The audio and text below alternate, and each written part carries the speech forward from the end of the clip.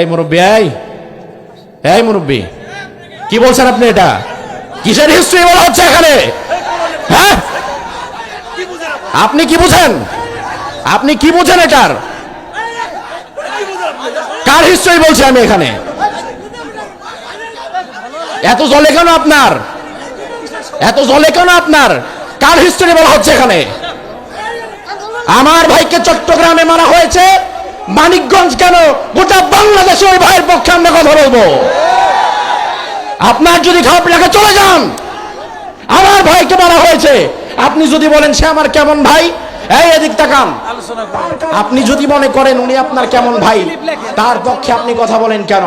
আমি বলবো আমার রক্ত সম্পর্কীয় ভাইয়ের চাইতেও আমার দ্বীনি সম্পর্কের ভাইয়ের গুরুত্ব আমার কাছে বেশি। তার কারণ কিয়ামতের ময়দানে আপনারা বসেন, আরে আলোচনা চলবে, বাদ দেন, আপনারা বসেন। কোন জায়গার কে আসবে কথা বলবে, আমরা চুপ হয়ে যাব। স্বৈরাচারের আমল আমাদেরকে চুপ করতে পারে নাই, তুমি কোথাকার কে আমাদেরকে চুপ করাবার জন্য? ঠিক কিনা? বসেন, আপনারা বসেন। আমার ভাইকে শহীদ করা হয়েছে, এর বিচার হওয়ার আগ পর্যন্ত, টেকনাফ থেকে তেতুলিয়া পর্যন্ত আমরা এই কথা বলেই যাব।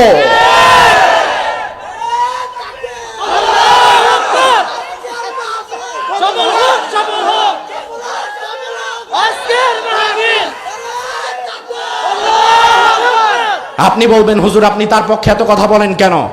আমি অবশ্যই বলবো, তার কারণ হচ্ছে সে আমার ভাই, আমার ইমানি ভাই। কিয়ামতের কঠিন ময়দানে আমার আপন ভাই আমার থেকে পালিয়ে যাবে, আমার মা বাবা আমাকে ছেড়ে পালিয়ে যাবে, সেই কথাগুলো আল্লাহর কোরআনে আছে না নাই? রব্বুল আলামিন বলেন, বান্দা ইয়াউমা ইয়াফিরুল মারউ মিন আখিহি ওয়া উম্মিহি ওয়া আবি ওয়া সাহিবাতিহি ওয়া বানি। কিয়ামতের কঠিন ময়দানে তোমার মা বাবা তোমারে ছেড়ে পালিয়ে যাবে, তোমার আত্মীয় স্বজন তোমারে ছেড়ে পালিয়ে যাবে। সবাই যখন পালিয়ে যাবে, কেউ তোমার কাছে আসবে না, তোমার সহযোগিতা করবে না। আমরা বললাম আল্লাহ কিয়ামতের কঠিন ময়দানে সবাই যদি আমারে ছেড়ে পালিয়ে যায়, আমার মা বাবাও যদি পালিয়ে যায়, আমার কাছে কি কেউ থাকবে না? আমার আল্লাহ বলে, বান্দা আল আখিল্লাউ ইয়াউমা ইযিম বাযুহুম লিবাযিন আদুউন ইল্লাল মুত্তাকিন। ওই কিয়ামতের কঠিন ময়দানে শুধুমাত্র ঈমানের দাবিতে, তাকওয়ার দাবিতে একে অপরকে যারা ভালোবাসবে, ওই দ্বীনি সম্পর্কের ভাইরা ওই দিন শুধুমাত্র তোমার পাশে দাঁড়াবে। তাইলে কিয়ামতের কঠিন ময়দানে আমার আপন মা বাবা ভাই বোন যদি আমার ছেড়ে পালিয়ে যায়, আমার দ্বীনি ভাই যদি আমার পাশে থাকে, তাইলে আমি মনে করি আমার আপন রক্ত সম্পর্কীয় ভাইয়ের চাইতে আমার কাছে আমার ঈমানি সম্পর্কের ভাইয়ের দায়িত্ব তো আরো বেশি। তাইলে আপনার জ্বলে কেন? কারণ প্রশাসন যদি সোচ্চার হয়, অ্যাক্টিভ হয়, প্রশাসন যদি তার প্রত্যেকটা সোর্সকে কাজে লাগায়, তাহলে আমরা বিশ্বাস করি যেই গর্তেই থাকুক খনি, সেই গর্ত থেকেই টেনে বের করা সম্ভব। আর যদি প্রশাসন নয় ছয় করে, দানাই ফানাই করে, প্রশাসন যদি শহীদ সাইফুল ইসলামের হত্যাকারীকে ধরতে বিলম্ব করে, প্রশাসন যদি কোন রকম নমনীয়তা প্রকাশ করে, প্রশাসন যদি চুপ থাকে, নীরব ভূমিকা পালন করে, বাংলাদেশের 18 কোটি মানুষ চুপ থাকবে না। গোটা বাংলাদেশ দাবানলের মতো দাও দাও করে আগুন জ্বলবে।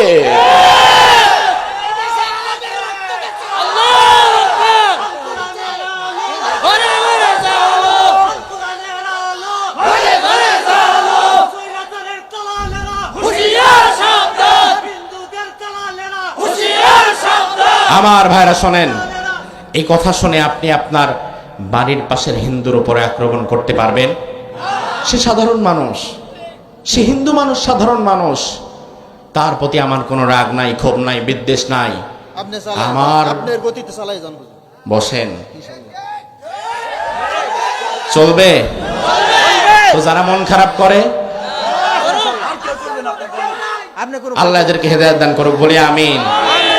تبارك الذي بيده الملك وهو على كل شيء قدير الذي خلق الموت والحياة ليبلوكم أيكم أحسن عملا وهو العزيز الغفور একটু জোরে বলেন তো আল্লাহু আকবার।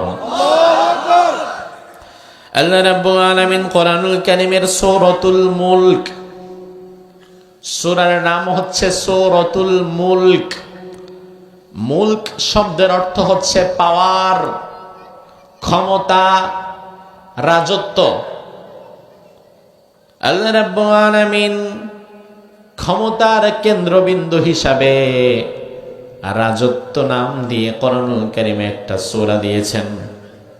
এই সূরার প্রথম আয়াতে আল্লাহ তাআলা বললেন, বান্দা তাবারাকাল্লাযী বিয়াদিহিল মুলক, সমহান সেই সত্তা যার হাতে সকল ক্ষমতা। তাহলে জবাব দেন, সকল ক্ষমতা কার হাতে? নাকি ভারতের হাতে, আমেরিকার হাতে? এখন সকল ক্ষমতা যে আল্লাহর হাতে, অনেক ইমানদারের বিশ্বাস এখানে নড়বড় হয়ে গেছে। ইমানদারের বিশ্বাস চলে গেছে পাশের দেশের হাতে।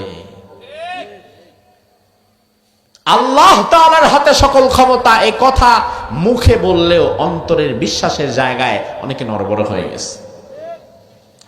এজন্য আমরা দেখি বাংলাদেশে ক্ষমতায় যাওয়ার জন্য একদল ভারতের গোলামি করলে আরেক দল ক্ষমতায় যাওয়ার জন্য গোলামি করে আমেরিকার।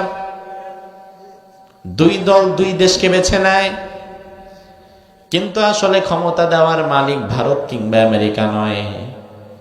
ক্ষমতা দেওয়ার মালিক কিংবা ক্ষমতায় রাখার মালিক যদি ভারতই হইতো, তাইলে স্বৈরাচার 24 সালে যাওয়া তো দূরের কথা, আগামী 100 বছরও তো যাইতো না। কারণ দাদা বাবুদের পরিপূর্ণ সাপোর্ট ছিল তার প্রতি। কতটা সাপোর্ট থাকলে এক দেশের গোয়েন্দা আরেক দেশে পাঠায় দেওয়া যায়। আমার আল্লাহ তাআলা বুঝিয়ে দিলেন, বান্দা কোনো লাভ নাই। যতই চাল চালো, যতই চেষ্টা করো, যতই 41 সাল পর্যন্ত থাকার জন্য নীল নকশা করো, কোনো লাভ নাই। কারণ দুনিয়াতে তুমি যা প্ল্যান করবা, যা চাইবা, তা বাস্তবায়ন হবে না। বাস্তবায়ন হবে কার চাওয়া? আমার আল্লাহ বললেন, ওয়ামা তাশাউনা ইল্লা আইয়াশা আল্লাহু রাব্বুল আলামিন। তোমরা যা চাও তা তো হবে না, আমি আল্লাহ যা চাই তাই হবে। এরপরে আল্লাহ বললেন, ওয়া হুয়া আলা কুল্লি শাইইন কাদির। দুনিয়ার সব কিছুর উপরে আমি আল্লাহ তাআলার পূর্ণ নিয়ন্ত্রণ রয়েছে। সব কিছুর উপরে আমি আল্লাহর ক্ষমতা চলে। এক আল্লাহ ছাড়া দুনিয়ার সব কিছুর উপরে ক্ষমতাবান এমন কিন্তু আর কেউ নাই। বাংলাদেশের প্রধানমন্ত্রী, বর্তমানে তো প্রধানমন্ত্রী নাই, প্রধান উপদেষ্টা ডক্টর ইউনূস, টেকনাফ থেকে তেতুলিয়া পর্যন্ত এখন প্রতিটি জায়গায় তার ক্ষমতা চলবে। কিন্তু ডক্টর ইউনূস যদি ভারতে যায়, তাহলে তার ক্ষমতাও কেজো। ভারতের প্রধানমন্ত্রী নরেন্দ্র মোদী, গোটা ভারতবর্ষে তার ক্ষমতা চলবে, কিন্তু নরেন্দ্র মোদীর ক্ষমতা রাশিয়াতে চলবে না। আবার রাশিয়ার ভ্লাদিমির পুতিন, রাশিয়াতে তার ক্ষমতা চললেও আমেরিকাতে চলবে না। আবার আমেরিকার প্রধানমন্ত্রী ডোনাল্ড ট্রাম্প, আমেরিকার মধ্যে তার ক্ষমতা চললেও, জমিনে চললেও আকাশে চলবে না। তার ক্ষমতা আমেরিকায় চলতে পারে, সাগরে চলবে না, বাতাসে শুনবে না। তাহলে গোটা দুনিয়ার প্রতিটি জিনিসের উপরে যিনি পূর্ণ কন্ট্রোল পাওয়ার রাখতে পারে, পূর্ণ ক্ষমতা রাখতে পারে, তিনি কে? আমরা বললাম, আল্লাহ কতটা ক্ষমতা আপনি রাখেন? আমার আল্লাহ বললেন, বান্দা কত ক্ষমতা রাখি শোনো। আল্লাযী খলাকাল মাউতা ওয়াল হায়া। আমি আল্লাহ আমার ক্ষমতা দিয়ে তোমার জীবন বানালাম, তোমার মৃত্যু বানালাম এবং তোমার জীবন বানালাম। লিয়াবলুয়াকুম আইয়ুকুম আহসানু আমালা, এটা দেখার জন্য তোমাদের মধ্যে কে কত ভালো আমল করে। এই দুনিয়াতে মানুষ এক সময় ছিল না, এখন আছে, আবার থাকবে না। আমাদেরকে সৃষ্টি করেছেন আল্লাহ তাআলা, আবার কবরে নিয়ে যাওয়া হবে, আবার কিয়ামতের ময়দানে আমাদেরকে যিনি জীবিত করবেন তিনি কে? এই হচ্ছে এই দুটি আয়াতে কারিমার শাব্দিক তরজমা। এবার আসেন এই দুইটি আয়াতকে সামনে রেখে আমরা কিছু গুরুত্বপূর্ণ কথা বলার চেষ্টা করি। আল্লাহ রাব্বুল আলামিন আয়াতের শুরুতে বললেন, বান্দা আমি আল্লাহ তাআলা সব জায়গায় ক্ষমতাবান। আমি আল্লাহর চাইতে বেশি ক্ষমতা কারো নাই। আমি আল্লাহ যেহেতু সব জায়গায় সবচেয়ে বেশি ক্ষমতা রাখি, আনিয়াবুদুল্লাহ ওয়াত্তাকু, আমি আল্লাহর ইবাদত করো আর আমাকে তোমরা ভয় করে চলো। আল্লাহর চাইতে বেশি ক্ষমতাবান যেহেতু কেউ নাই, তাহলে যুক্তি অনুযায়ী গোলামি একমাত্র তারই করা দরকার। আল্লাহ রাব্বুল আলামিনের চাইতে বেশি ক্ষমতা যেহেতু দুনিয়ার কারো নাই, এই জন্য এক আল্লাহর ইবাদত করার দরকার আছে না নাই? এক আল্লাহর সঙ্গে কাউকে শরীক করা যাবে না। আমার ভাইরা, ক্ষমতার কনসেপ্টটা ক্লিয়ার করেন। আগামীতে যখন নির্বাচন হবে আপনি দেখবেন অনেক রাজনৈতিক দলের নেতারা যখন মঞ্চে একটা মাইক নিয়ে ভাষণ দেয়, সবার আগে জনতার সামনে দাঁড়ায় একটা সস্তা মিথ্যা কথা বলে, যে কথাটা অতিমাত্রায় সস্তা এবং সাথে মিথ্যা। ওই কথাটা সরাসরি এই আয়াতের বিপরীতমুখী কথা। নেতা দেখবেন স্টেজে দাঁড়ায় বলে, ভাইরা আমার, আপনারা আমাদেরকে ভোট দিবেন, আপনাদেরকে ছাড়া আমরা চলতে পারবো না, কারণ আমরা জানি সকল ক্ষমতার উৎস জনগণ। সকল ক্ষমতার উৎস জনগণ, এমন কথা বলার মতো নেতা আমাদের দেশে আছে না নাই? কিসের আওয়ামী লীগ, কিসের বিএনপি, কিসের জাতীয় পার্টি, ইসলামী জ্ঞান যার নাই সেই তো এই কথা বলতে পারে। সকল ক্ষমতার উৎস জনগণ, এটা তুমি বলো কিভাবে ভাই? আমার আল্লাহ তো কোরআনের মধ্যে বললেন সকল ক্ষমতার উৎস কে। তাইলে কেউ যদি বলে সকল ক্ষমতার উৎস জনগণ, কথাটা কি সঠিক না ব্যাঠিক? সরাসরি কোরআন বিরোধী কথা। যেই নেতা কোরআন বিরোধী কথা বলতে পারে, এই নেতা ক্ষমতায় জেতার পরে কোরআন বিরোধী কাজও করতে পারে। সকল ক্ষমতার উৎস জনগণ তুমি বলো কিভাবে? জনগণ যদি সকল ক্ষমতার উৎস হইতো, তাইলে বিগত 3 টার্ম নির্বাচন দিতে পারলা না কেন? জনগণ যদি সকল ক্ষমতার উৎস হইতো, জনগণ তো তোমার নেতা বানায় নাই। জনগণ ছিল রাত্রিবেলায় ঘুমায়া, তুমি অটো নেতা হয়ে গেছো জনগণের ইচ্ছার বিরুদ্ধে। জনগণে যদি ক্ষমতায় নেওয়ার মালিক থাকতো, তুমি হইতে পারতা না। এবার আপনি বলবেন, হুজুর তাইলে আল্লাহ আমারে নিচে, আল্লাহ আমারে চায়। আরে না রে ভাই, আল্লাহ তো ফেরাউনরে ক্ষমতা দিয়েছিল, তোমার ক্ষমতাটাও ফেরাউনের মতো হয়ে গেছে। তাআলা দুনিয়াতে যাদেরকে ক্ষমতা দেয়, এই ক্ষমতা হয়ে যায় কারো জান্নাতে যাওয়ার কারণ, আবার ক্ষমতা হয়ে যায় কারো জাহান্নামে যাওয়ারও কারণ। যেমন আপনি ওমর ফারুকের দিকে তাকান, ওমর ফারুক রাদিয়াল্লাহু আনহু ক্ষমতা তার জান্নাতে যাওয়ার কারণ হয়ে গেছে। তার কারণ হচ্ছে আল্লাহর ভয় যার ভেতরে আছে, ঈমান এবং তাকওয়া যার ভেতরে আছে, ওই মানুষটার হাতে যদি আপনি ক্ষমতা দেন, ওই মানুষটা উগ্র হবে না, সন্ত্রাসী হবে না, বরং ক্ষমতায় যাওয়ার পরে ওই মানুষটা আরো বেশি সচেতন এবং নম্র হয়ে যাবে।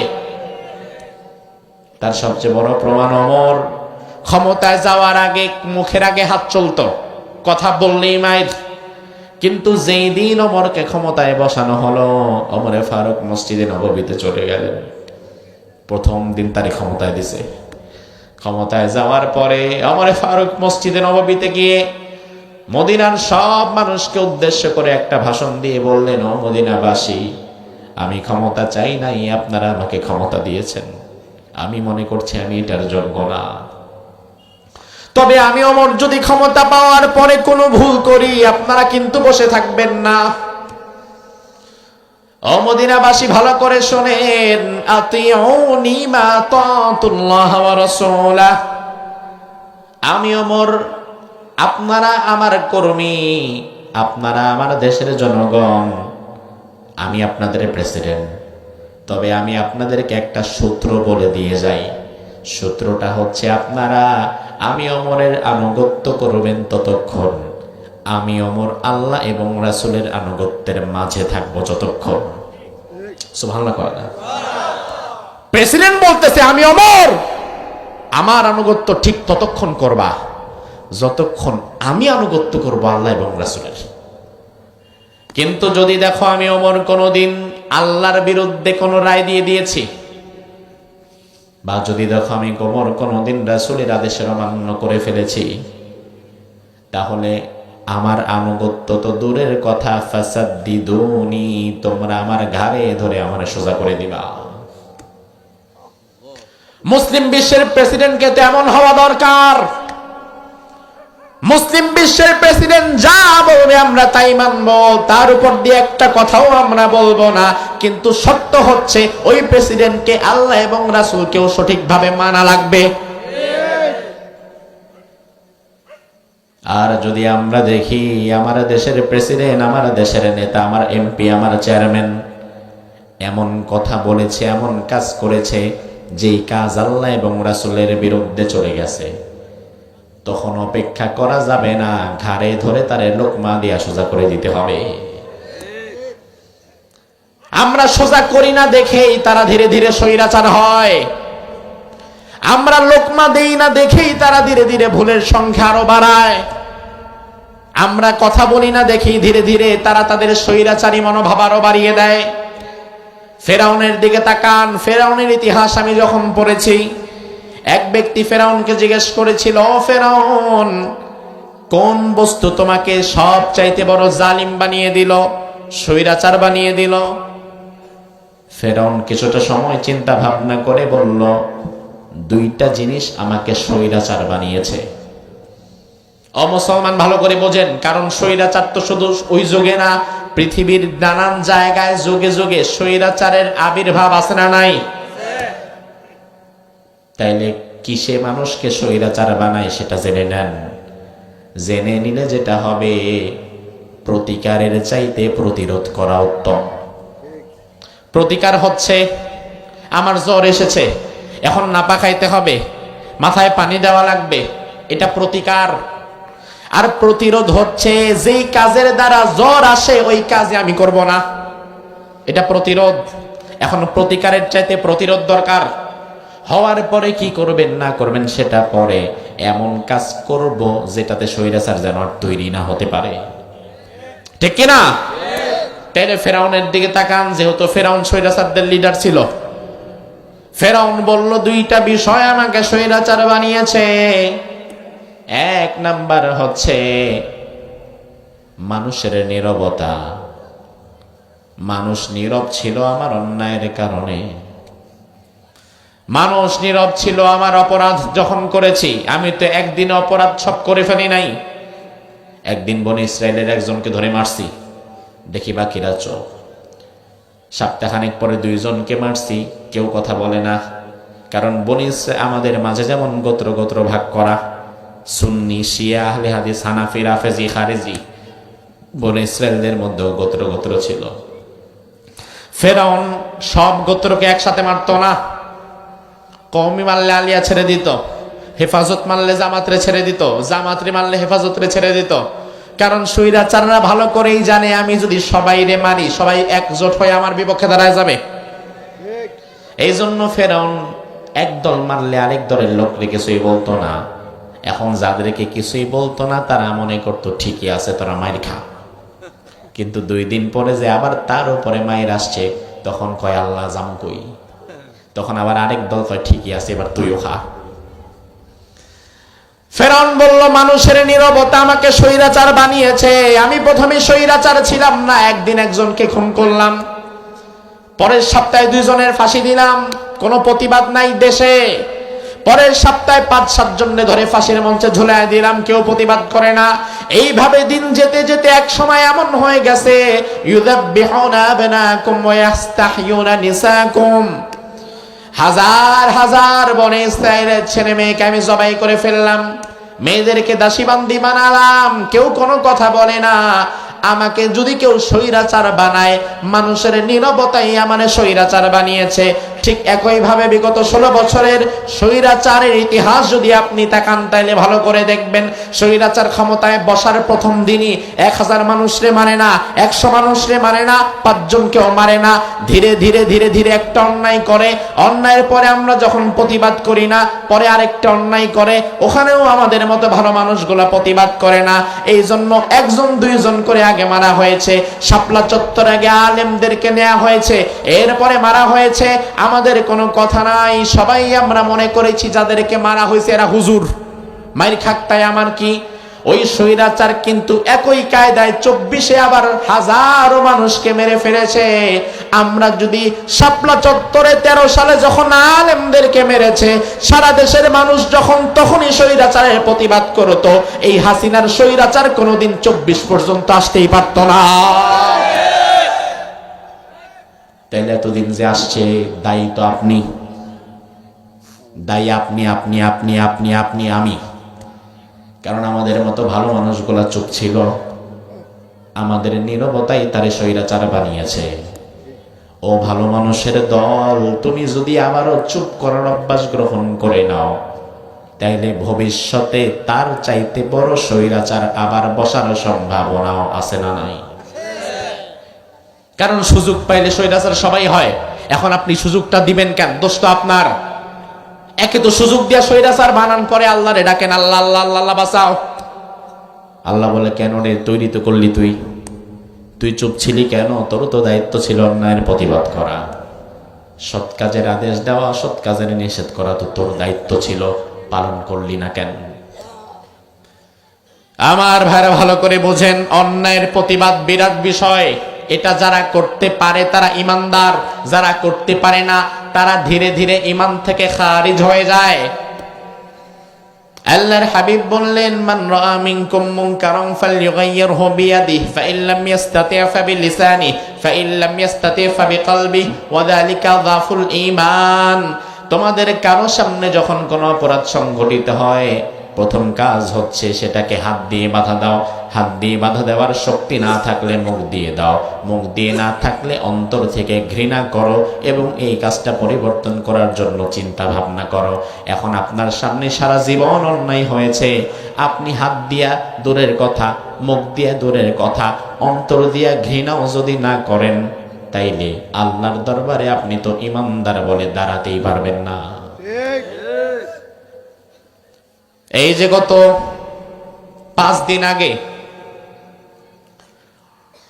চট্টগ্রাম আদালত প্রাঙ্গণে আমাদের একজন মুসলিম ভাইকে জবাই করে ফেলা হলো। খবরটা শুনছেন? যেই দিন আমাদের ওই ভাইটাকে জবাই করা হলো, সৌভাগ্য কিংবা দুর্ভাগ্যক্রমে ওই দিন আমিও ছিলাম ওখানে। চট্টগ্রামে ছিল আমার মাহফিল। আমাদের তো এই মাহফিলের সময় রমজান পর্যন্ত টানা প্রতিদিন মাহফিল। গতকাল ছিল জয়পুরহাট, আজকে আপনাদের এখানে, কালকে পাবনা, এরপরে 3 দিনের জন্য আবার চলে যাব চাঁদপুর, নোয়াখালী, কুমিল্লা। চট্টগ্রামে আমাদের অনেক মাহফিল। চট্টগ্রামে যখন যাচ্ছিলাম, চট্টগ্রাম শহর পার হয়ে এরপরে আরো 80-100 কিলোমিটার দূরে আমার মাহফিল। শহর পানি দিয়ে যেতে হবে কক্সবাজারের আগে। চট্টগ্রাম শহরে থাকা অবস্থায় এর আগের দিন আমরা খবর পেয়েছিলাম সন্ত্রাসী উগ্রবাদী একটি সংগঠন আছে, হিন্দুত্ববাদ প্রচার করে, তাদের নাম হচ্ছে ইসকন। ওই ইসকনের একজন নিষিদ্ধ ব্যক্তি চিন্ময় কৃষ্ণ দাস, বাংলাদেশ প্রশাসন তাকে শাহজালাল আন্তর্জাতিক বিমানবন্দর থেকে গ্রেফতার করে। গ্রেফতার করেছে কয়েকটা কারণে। 1 নাম্বার, সে সাম্প্রদায়িক দাঙ্গা বাঁধাতে চেষ্টা করছে। 2 নাম্বার, বাংলাদেশের স্বাধীনতা সার্বভৌমত্বের বিরুদ্ধে কথা বলছে। 3 নাম্বার, ছোট ছোট বাচ্চাদেরকে বলাৎকার করার মতো জঘন্য কাজ করছে। 3টা জঘন্য অপরাধের কারণে প্রশাসন তাকে গ্রেফতার করে। আমরা করি নাই, হুজুররা করে নাই, কিন্তু আবার প্রশাসন গ্রেফতার করে তাকে চট্টগ্রামে নিয়ে যায়। চট্টগ্রাম আদালতে মামলা, চট্টগ্রাম আদালতে তাকে ওঠানো হয়। পরের দিন, ওই দিনই আমরা চট্টগ্রামে যাচ্ছি। চট্টগ্রাম শহর পাড়ি দেওয়ার আগে আমাদের কাছে খবর আসলো যে চট্টগ্রাম শহরে খুব গ্যাঞ্জাম হচ্ছে। আদালত প্রাঙ্গণে হাজার হাজার ইসকনের সদস্যরা গেরুয়া পতাকা, লাল কাপড় টাপড় নিয়ে দাঁড়িয়ে আছে। তারা প্রশাসনের হাত থেকে ওই বেয়াদব চিন্ময় কৃষ্ণ দাস তাকে ছাড়িয়ে নিয়ে যাবে, যে আমরা চিন্ময় কৃষ্ণ দাসের কোনো বিচার হতে দিব না। হাজার হাজার হিন্দু সেখানে দাঁড়িয়ে আছে, ইসকনের সদস্য। সাংবাদিক, সংবাদকর্মী যারা, স্থানীয় প্রতিনিধি যারা, তারা কিন্তু সংগঠন যারা করে তাদেরকে ভালো করে চিনে। সংবাদকর্মীরা ছবি তোলার সময় দেখলো কি ব্যাপার, ইসকনের পোশাক পরে, হিন্দুদের পোশাক পরে হিন্দুদের কাতারে দাঁড়িয়েছে যেই হাজার হাজার মানুষ, এখানে সবাই আবার হিন্দু না।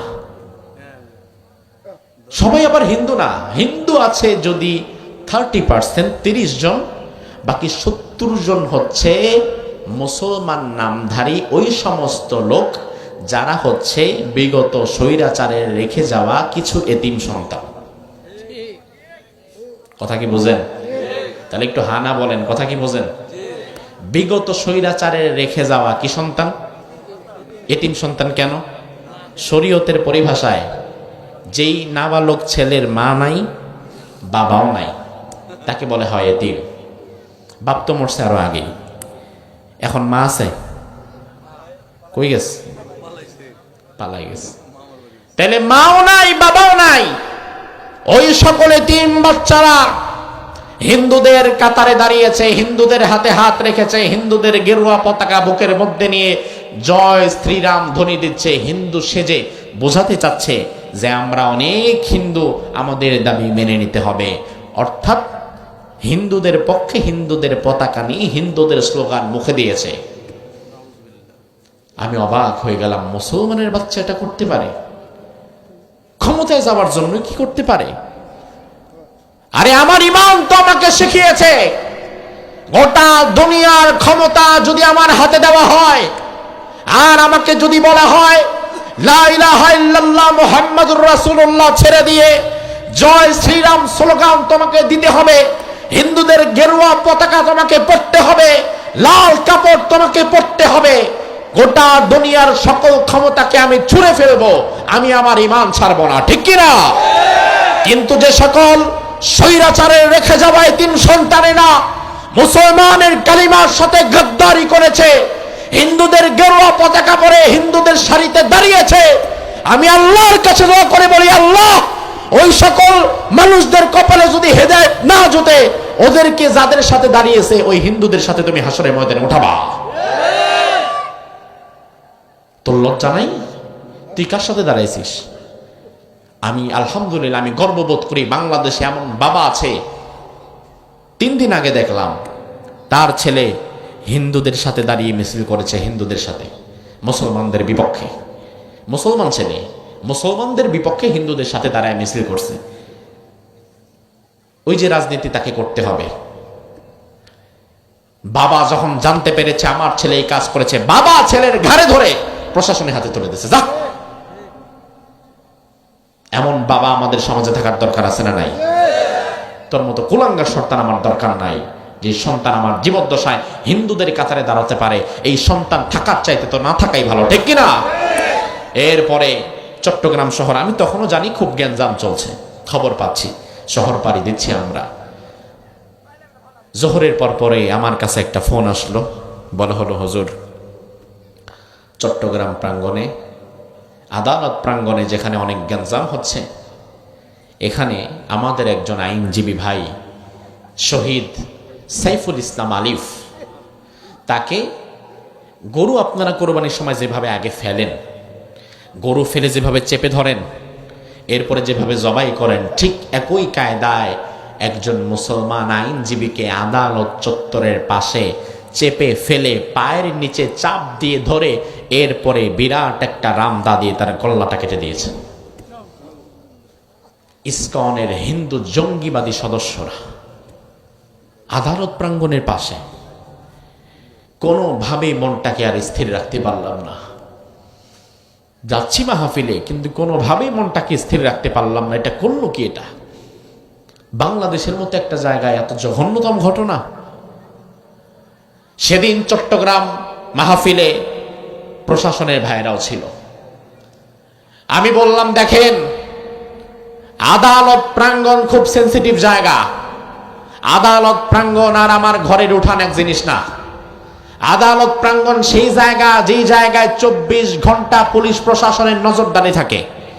আদালত প্রাঙ্গণ সেই জায়গা যেই জায়গায় 24 ঘন্টা সিসি ক্যামেরা থাকে। 24 ঘন্টা পুলিশ প্রশাসনের নজরদারি যেখানে থাকে, 24 ঘন্টা যেখানে সিসি ক্যামেরার নজরদারি থাকে, ওই রকম একটা জায়গায় আমার একজন মুসলমান ভাইকে হিন্দুরা যদি ফেলে জবাই করে ফেলতে পারে, তখন তো আমরা দৃঢ়ভাবে বলতে পারি প্রশাসন কি করেছে, আমরা জবাব চাই। জবাব যদি দিতে না পারে, তাহলে আমরা বুঝতে পারবো প্রশাসনের নাকের ডগায় যদি ঘটনা ঘটে থাকে, অবশ্যই প্রশাসনের ভেতরে ইসকনের ভারতের রয়ের দালাল ঢুকে গেছে। জবাব দাও, তোমার সামনে আমার ভাইকে জবাই কিভাবে করা হয়েছে? আমার ঘরের সামনে তো করা হয় নাই, করা হয়েছে আদালতের প্রাঙ্গণে, যেখানে 24 ঘন্টা পুলিশ থাকে। একজন মানুষকে ফেলে জবাই করে এত সহজ? কি বুঝাও আমাদেরকে? তোমরা দেখো নাই? কেউ দেখে নাই? যে খুন করেছে সে কোথায়? হাজির করো আমাদের সামনে। আজ যদি ইসলাম কায়েম থাকতো, একটা বিচারের জন্য 1 বছর, 2 বছর, 5 বছর অপেক্ষা করা লাগতো না। খুন করেছে, খুনিকে সাথে সাথে ওই জায়গায় ধরে এনে যাকে যেভাবে খুন করেছে তার মতো তাকেও জবাই করে দেওয়া হতো।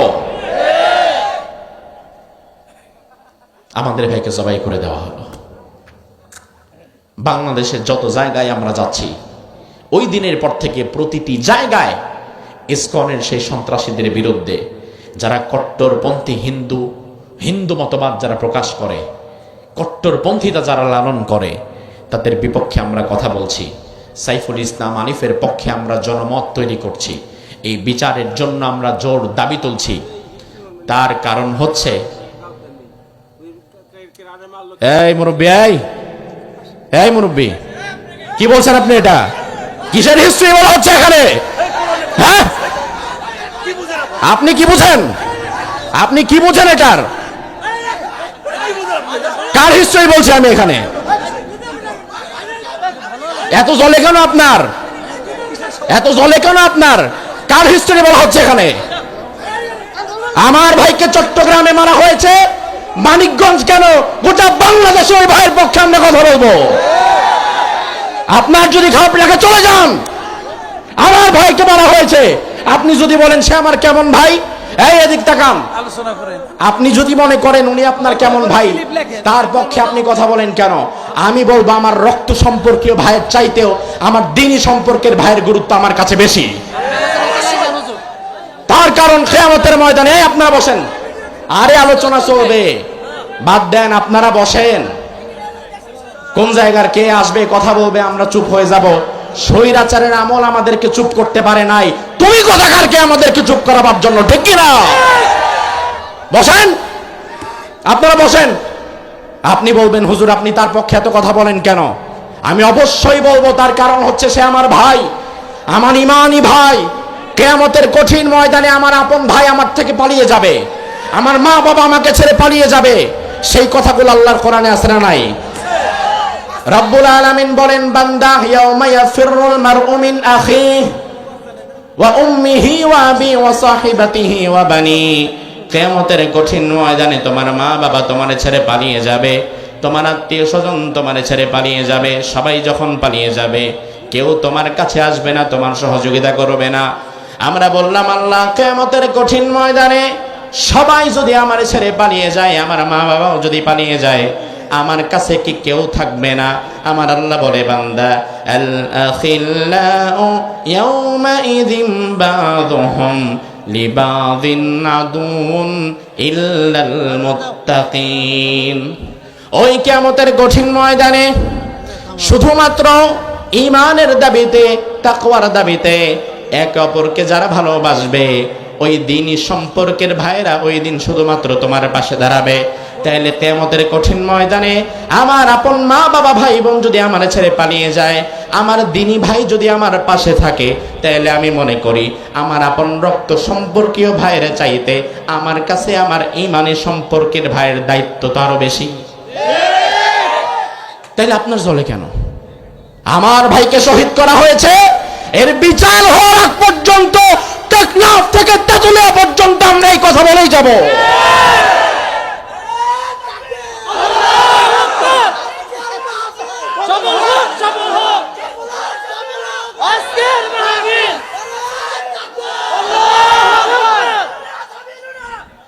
আমার ভাইরা লক্ষ্য করেন, প্রশাসনকে আমরা চট্টগ্রামে বলে এসেছি অতি দ্রুত আপনারা এর বিচার করেন। আমরা আইন হাতে তুলে নেই না। বাংলাদেশের মুসলমানের আলহামদুলিল্লাহ বিশ্বাস করি আমি সব চাইতে বেশি ধৈর্যশীল। বাংলাদেশের মুসলমান যদি ভারতের গুজরাটের হিন্দুদের মতো সন্ত্রাসী কায়দা লালন করত, উগ্রপন্থা প্রচার করত, তাহলে বাংলাদেশে 53 বছরে হিন্দুরা বসবাস করা তো দূরের কথা, অক্সিজেনটাও নিতে পারতো না। সব চাইতে বেশি ধৈর্যশীল আমরা। হিন্দুর সাথে বসবাস, হিন্দুর সাথে ব্যবসা বাণিজ্য, কোনো সমস্যা আমাদের নাই। একত্রিত হয়ে আমরা এখানে থাকি আলহামদুলিল্লাহ। হিন্দু ভাই আমার ভাই, সাধারণ হিন্দু ভাইদের তো কোনো দোষ নাই, দোষ হচ্ছে ইসকনের গ্রুপের সন্ত্রাসী হিন্দুদের, ঠিক কিনা?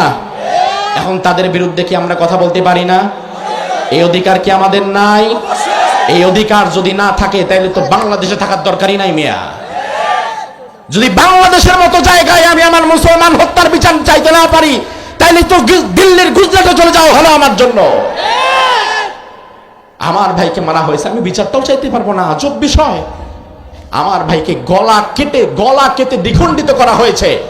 আপনি তো ব্যথা বুঝবেন না, যে মা তার সন্তান হারিয়েছে ওই মা বুঝেই ব্যথা, সে বুঝে তার বাবা হারানোর ব্যথা। আর আমরা হারিয়েছি আমাদের ইমানি ভাই, আমাদের মুসলিম ভাইকে। প্রশাসনকে আমরা বলে এসেছি চট্টগ্রামে, বিশ্বাস করেন বাংলাদেশের মুসলমানেরা আইনকে তারা হাতে তুলে নেয় না। আইনকে হাতে তুলে নিলে হিন্দুর হওয়া থাকতো না বাংলাদেশে। আমরা আইনকে হাতে তুলে নেই না, তবে অতি দ্রুত আমাদেরকে রেজাল্ট দেন, অতি দ্রুত আমাদের কাছে ফলাফল পেশ করেন। কারণ প্রশাসন যদি সোচ্চার হয়, অ্যাক্টিভ হয়, প্রশাসন যদি তার প্রত্যেকটা সোর্সকে কাজে লাগায়, তাহলে আমরা বিশ্বাস করি যেই গর্তেই থাকুক খনি, সেই গর্ত থেকেই টেনে বের করা সম্ভব। আর যদি প্রশাসন নয় ছয় করে, দানাই ফানাই করে, প্রশাসন যদি শহীদ সাইফুল ইসলামের হত্যাকারীকে ধরতে বিলম্ব করে, প্রশাসন যদি কোন রকম নমনীয়তা প্রকাশ করে, প্রশাসন যদি চুপ থাকে, নীরব ভূমিকা পালন করে, বাংলাদেশের 18 কোটি মানুষ চুপ থাকবে না। গোটা বাংলাদেশ দাবানলের মতো দাও দাও করে আগুন জ্বলবে।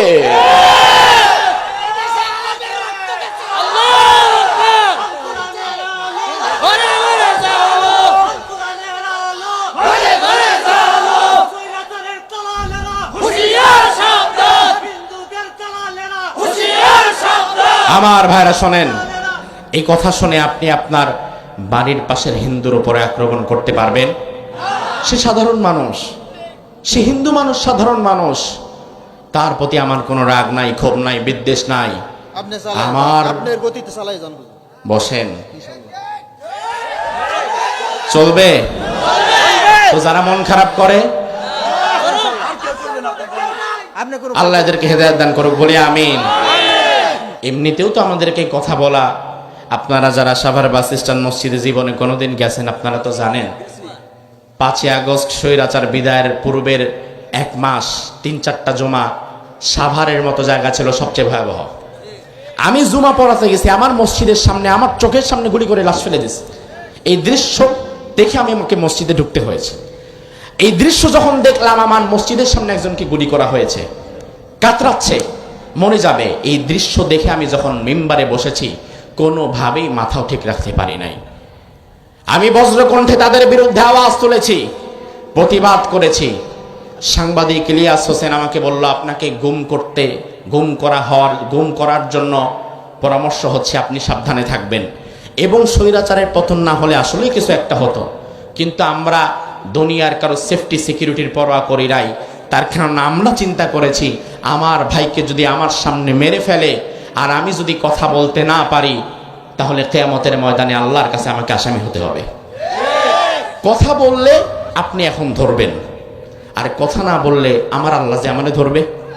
অন্তত আপনি ধরেন, আল্লাহর ধরা থেকে যেন আমি বেঁচে যাই, তাও ভালো। কারণ আপনার ধরা এখান থেকে বাঁচতে বাঁচা যেতে পারে, আমার আল্লাহ যেদিন ধরবে সেদিন বাঁচার কোনো উপায় থাকবে না।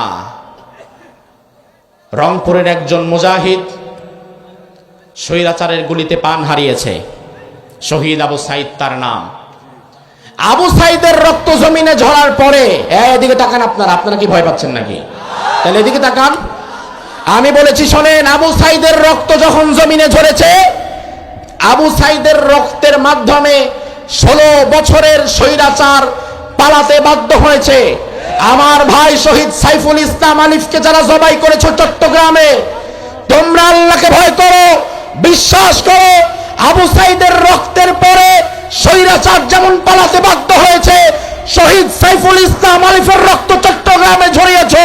আবু সাইদের রক্তের দ্বারা বাংলাদেশে ইসকনের হিন্দু সন্ত্রাসীদের কবর হবে।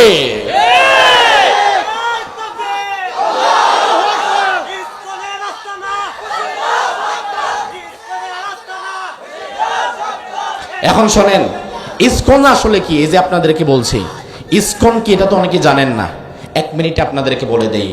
ইসকন হচ্ছে চরম হিন্দুত্ববাদ প্রচারকারী একটি সংগঠন, যার প্রতিষ্ঠা হয়েছে 1966 সালে আমেরিকার নিউ ইয়র্কে, যার পরিপূর্ণ ফান্ডিং করেছে ইসরায়েল, যার মতাদর্শ লালন করে ভারতের। প্রতিষ্ঠা হয়েছে আমেরিকায়, টাকা দেয় ইসরায়েল, মতাদর্শ লালন করে ভারতের। আর আমি তো মনে করি গোটা পৃথিবীতে আমেরিকা, ইসরায়েল, ভারত এই তিনটার চাইতে শয়তান আর কেউ নাই। তাইলে আমেরিকা, ইসরায়েল, ভারত যেই সংগঠনকে লালন করে, পালন করে, ওই সংগঠনের বিরুদ্ধে আমাদের দাঁড়াবার দরকার আছে না নাই? সাভারে তাদের কার্যক্রম আছে, গোটা বাংলাদেশে তাদের শাখা প্রশাখা আছে, কার্যক্রম চলছে। মুসলমান এখনো যদি কথা না বলো, চুপ করে বসে থাকো, তারা নীল নকশা আঁকছে বাংলাদেশের পার্বত্য চট্টগ্রামকে ভারতের হাতে তুলে দেওয়ার নীল নকশা। তুমি যদি এখনো কথা না বলো, দেশ হারাবা, ইমানও হারাবা। দেশপ্রেমে জাগ্রত হয়ে ইমানি দায়িত্ব থেকে এই কথাগুলো আমাদের বলার দরকার আছে না নাই? তো শুধু শুধু আমাদেরকে বাধা দেন কেন? কারণ কোরআনের মাহফিলে এসে কি বলা লাগে আর কি বলা লাগে না সেটা পড়াশোনা করেই আমরা আসি। আমি কি বলবো আর কি না বলবো সেটা আপনি বলতে পারবেন না। আমি কি বলবো আর কি বলবো না সেটা কোরআন নাজিল করে 1500 বছর আগে আমার আল্লাহ আমাকে জানিয়ে দিয়েছে। আপনার থেকে শেখার জন্য আমি আসি নাই। হ্যাঁ, আমার চেয়ে বড় আলেম তিনি যদি এসে আমাকে নসিহত করে সেটা আমি মেনে নিতে পারি, কিন্তু আপনি কে? আমি তো কোরআন হাদিস থেকেই কথা বলছি, কিন্তু সমসাময়িক প্রেক্ষাপট যেটা, সেটাও আমার ভাইদের জানার দরকার আছে না নাই? নয়তো এই মানুষগুলো কিয়ামতের ময়দানে বলবে, হুজুরকে আনছি, খাওয়াইছি, দাওয়াইছি, টাকা নিয়ে চলে গেছে, অথচ আমাদেরকে যা করা দরকার এই পরিস্থিতিতে তা আমাদেরকে বলেই নাই। ভয় আপনারাই বলবেন সেদিন কিয়ামতের ময়দানে। আজকে যদি আপনাদেরকে আমরা হক কথাগুলো বলে না দেই, আপনারা আমাদেরকে আসামি করে দাঁড় করাবেন। আল্লাহ তাআলা আমাদেরকে সঠিক বুঝদান করুন, বলি আমিন। আল্লাহ রাব্বুল আলামিন বলছেন, বান্দা আমি এমন আল্লাহ, আমার ক্ষমতার কোনো লয় নাই, কোনো ক্ষয় নাই। আমি আল্লাহ যাকে চাই তাকে ক্ষমতা দেই, আবার আমি আল্লাহ যখন চাই কাউকে ক্ষমতা থেকে নামায়াও দেই। দুনিয়াতে ক্ষমতায় বসানোর মালিক, ক্ষমতা থেকে নামানোর মালিক একজন, কে? রব্বুল আলামিন বলেন, কুলিল্লাহুম্মা মালিকাল মুলকি তুতিল মুলকা মান তাশা ওয়া তানজিউল মুলকা মিম্মান তাশা ওয়া তুইজ্জু মান তাশা ওয়া তুযিল্লু মান তাশা। আমি আল্লাহ যাকে চাই সম্মান দেই, আমি আল্লাহ যাকে চাই তাকে সম্মানের জায়গা থেকে আবার নিচে নামিয়ে দেই। আমি আল্লাহ যাকে চাই তাকে ক্ষমতা দেই, আবার আমি আল্লাহ যাকে চাই না তার ক্ষমতার গদি থেকে নিচে নামিয়ে দেই। তাইলে বর্তমানে ইসকনের সন্ত্রাসীরা আমার ভাইকে যারা জবাই করেছে, ওই সংগঠন বাংলাদেশ থেকে চিরতরে লিখিতভাবে নিষিদ্ধ হয়ে যাক, এই দাবির পক্ষে আমাদের থাকার দরকার আছে না নাই? আমার ভাইরা, এই দাবির পক্ষে কি শুধু আলেমরাই থাকবে নাকি জনসাধারণও থাকবে? শুধু জনসাধারণ কেন, আমি তো মনে করি বিএনপি, জাতীয় পার্টি, জামাত, হেফাজত, খেলাফত সহকারে বাংলাদেশের সকল রাজনৈতিক দল থেকে বিবৃতি আসা দরকার। আমরা ইসকনকে চিরতরে নিষিদ্ধ দেখতে চাই। এই বিবৃতি আসা দরকার না? কারণ বাংলাদেশের রাজনীতিবিদ যারা, তারা বাংলাদেশের 92% মানুষের প্রতিনিধিত্ব করে।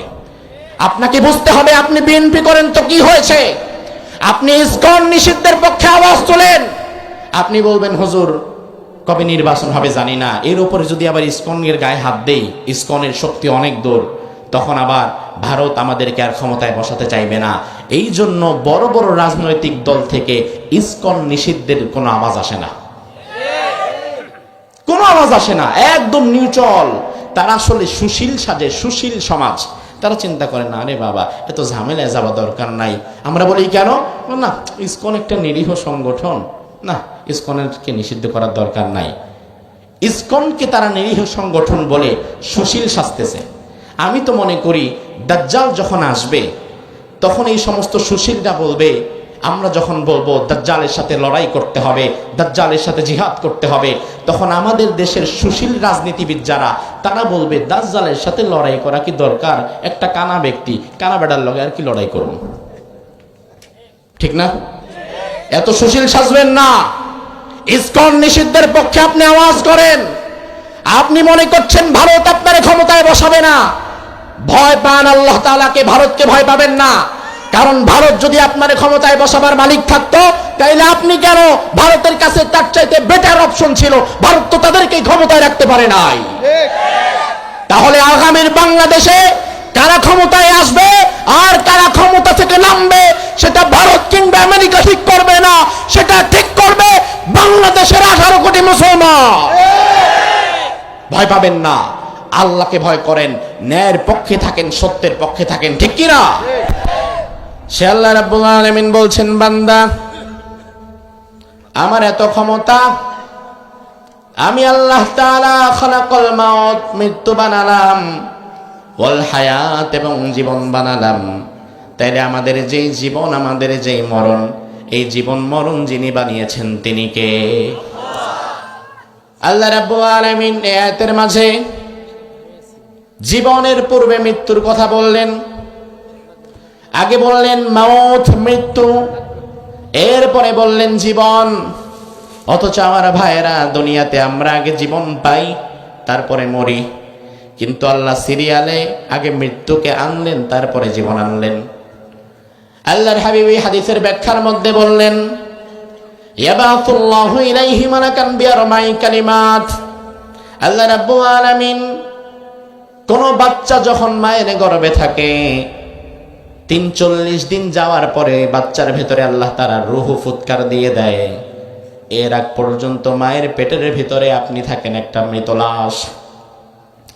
চোখ আছে, কান আছে, নাক আছে, হাত আছে, পা আছে, কিন্তু রূহ নাই, যার ফলে আপনি মৃত অবস্থায় পড়ে আছেন।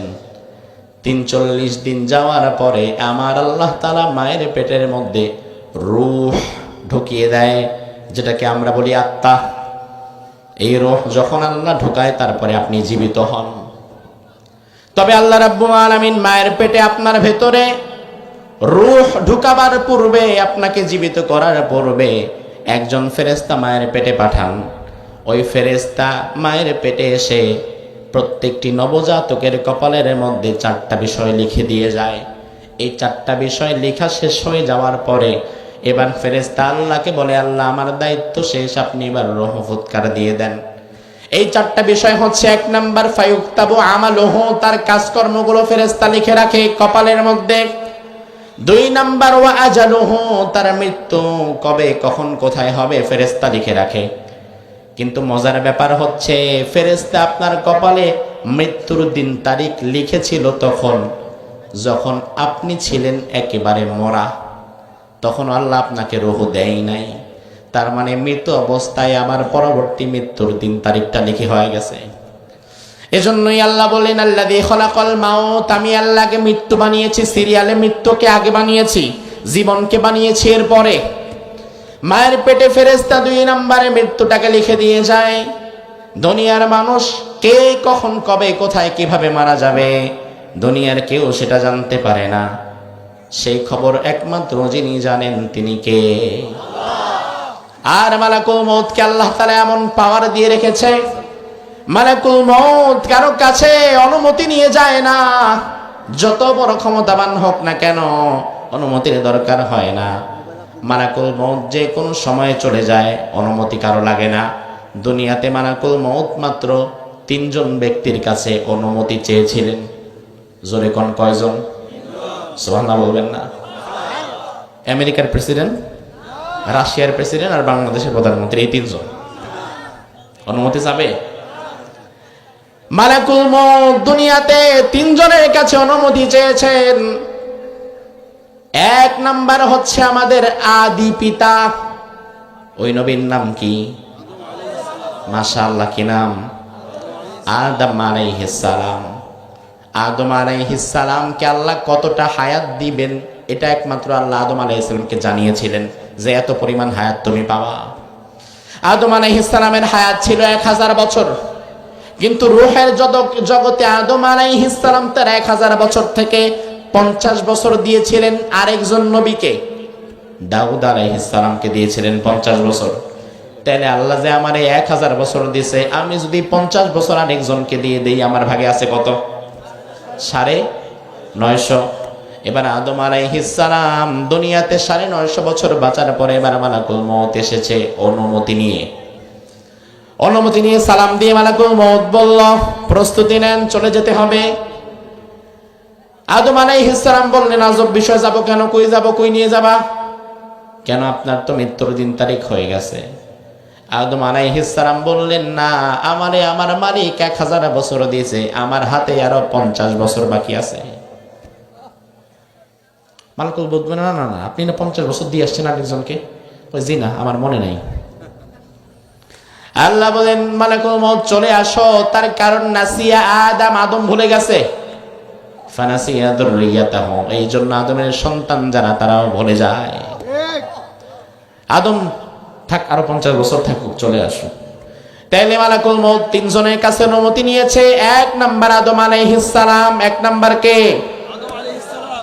2 নাম্বার মালাকুল মউত যেই নবীর কাছ থেকে অনুমতি নিয়েছে তিনি হচ্ছেন মূসা আলাইহিস সালাম।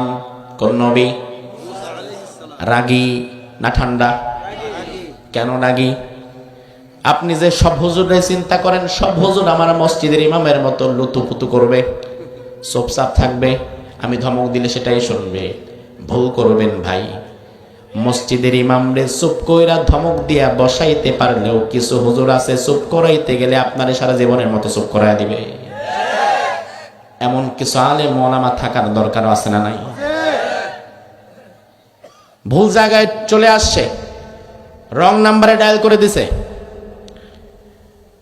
সাভারে আমার জুমার মসজিদে জুলাইয়ের শুরুতে কোটা আন্দোলনটা যখন প্রথম শুরু হয়, ইসলামিক কোটার দৃষ্টিভঙ্গি কি, কোরআন কি বলে, হাদিস কি বলে, সাহাবায়ে কেরামের জীবনী থেকে এই বিষয়ে আমার একটা বক্তব্য ছিল মসজিদে।